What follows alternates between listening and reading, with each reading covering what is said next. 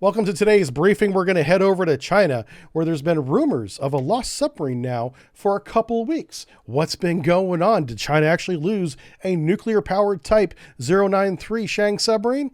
No, they did not, okay? So I'm finally going to talk about this. I know a lot of you have been pressing me on this topic now for 3 weeks, because that's how long this has been going on, and there's been a ton of misinformation on the internet. So I'm here to set the record straight. China did not lose a nuclear-powered submarine in the Yellow Sea or the Strait of Taiwan or anywhere else in the world, as has been reported inaccurately for a long time now. So, but what did happen? There was an incident, apparently.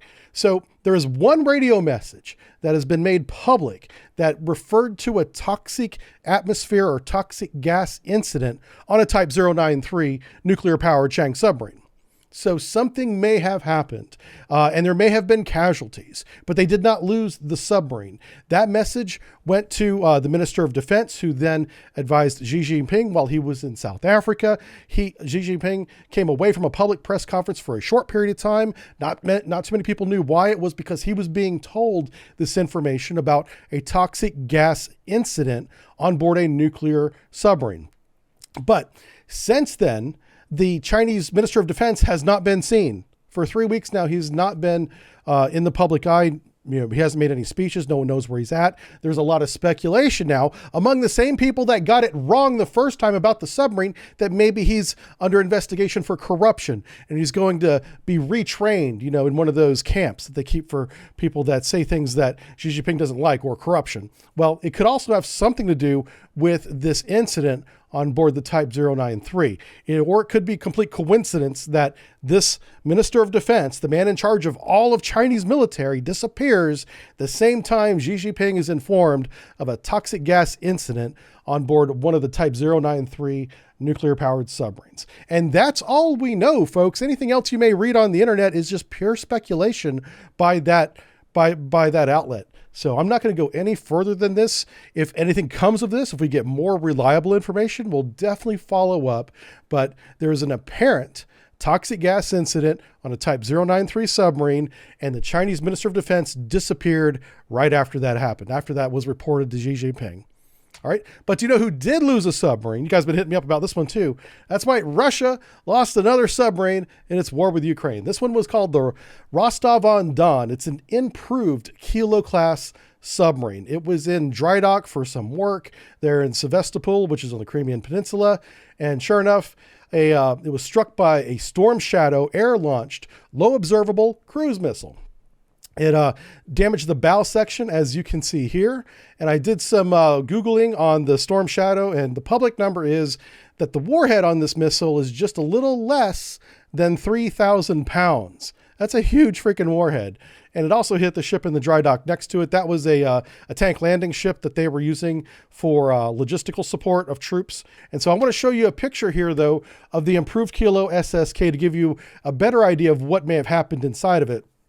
I believe this drawing is by H.I. Sutton from Covert Shores. So if it is, credit to him. If it's not his picture, I don't know who else would make something like this.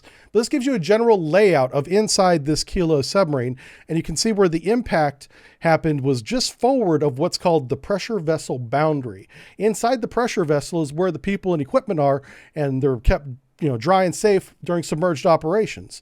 Forward of that boundary is a free flood area. Water goes in there, and it also houses the torpedo tubes and the sonar system up in that bow. That's what the missile apparently hit, was the torpedo tubes, and with nearly 3,000 pounds of explosives, it probably damaged the sonar system as well. We know that there was a large fire after the airstrike, so perhaps the inside of the submarine has been gutted. We don't really know. We don't have any pictures from inside the submarine yet, but just know that being hit with such a large warhead certainly damaged the pressure vessel boundary, in my opinion. So the next question I've been getting is this survivable? Can they repair the submarine? And the short answer is yes, if they choose to do it. It's going to take a long time and a lot of work.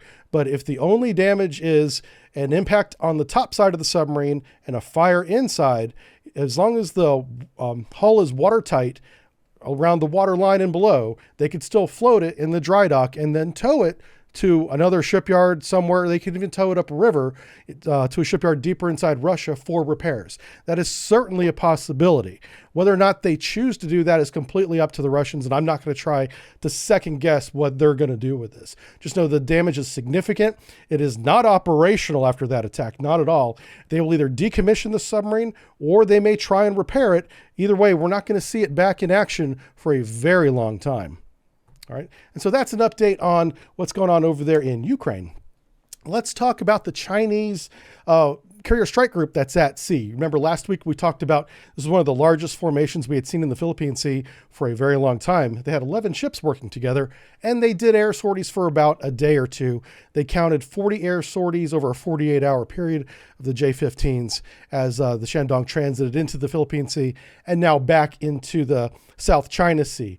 It took with it 5 other ships, a Type 052 Delta as an escort, 2 Type 054 Alphas, and a 52 Charlie, which is a frigate, and the fast combat support ship stayed with the Shandong, which means it may not be heading back to port. It may just be going to operate in the South China Sea for a little while. The other ships of the 11 that did not continue with the aircraft carrier went back into the East China Sea. Here you have the 2 Sovereignities, the Type 052 Delta, and the Type 054 Alpha operating together.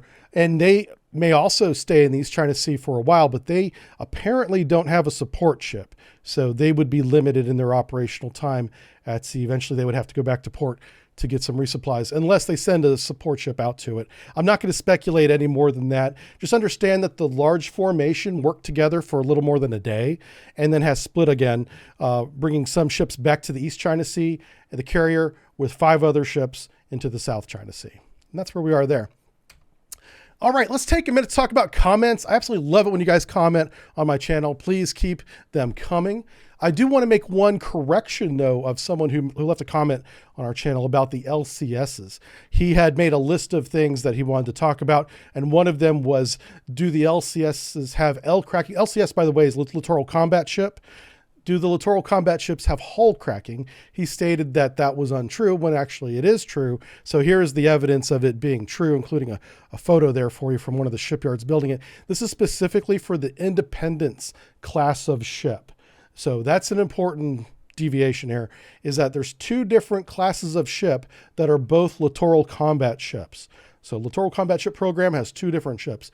One of them is Independence class, and that's what we're talking about here when we talk about any kind of hull cracking. The other one just doesn't have any weapons and the engine's broken, but that's a different topic. Let's just talk about the hull cracking at this moment.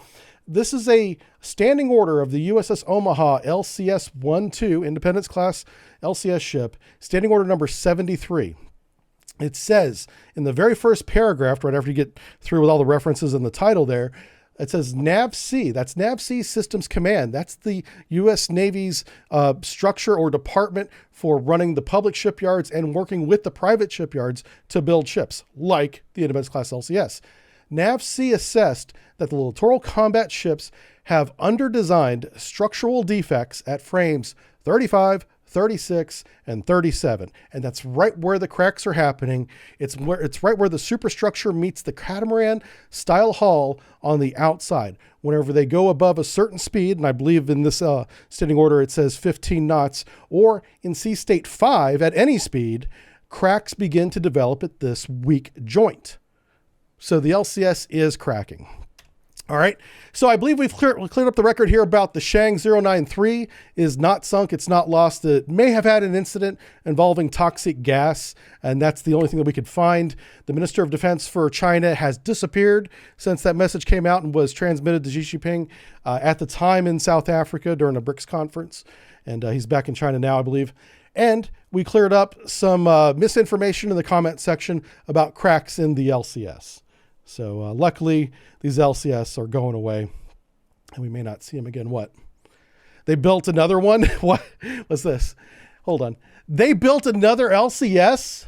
Jesus Christ. Okay, hold on. On September 16th, U.S. Navy commissioned USS Marionette, LCS-25, because they just won't stop building them. What the hell? They built another one, folks. This one looks like it's a Freedom class. I'm done. I'm done with this. No. I'm not doing this anymore. You watch the video. I'm gone. Bye. Screw them for building the LCSs. They need to stop doing this. They promised us that they would stop. Nope. I'm done. I'm out of here. I'm joining the strike. I'm taking my green screen home. And my chair. Taking my chair with me. Green screen's in the way. Oh, that's not good. Oh, Jesus. Okay. I'm taking my galaxy lamp and my green screen. And I'm going home. Stop building LCSs. I'm not coming back till they stop. I want my chair. Took my chair with bye. Bye. See ya. I'm not coming back. It's over. We're done.